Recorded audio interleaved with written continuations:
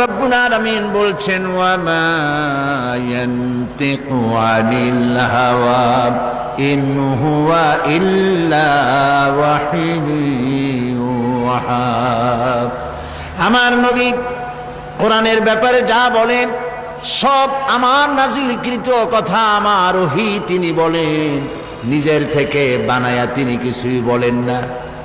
দুনিয়ার মানুষকে কোরআন সম্পর্কে রব্বুল আলামিন গ্যারান্টি দিলেন, ওয়ালাউ তাকাওয়ালা আলাইনা বা'দাল আকাওয়িল।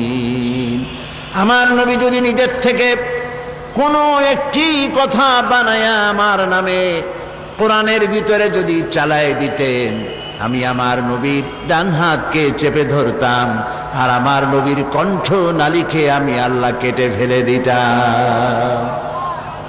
একটি কথাও তিনি নিজের থেকে এর মধ্যে ঢুকান নাই।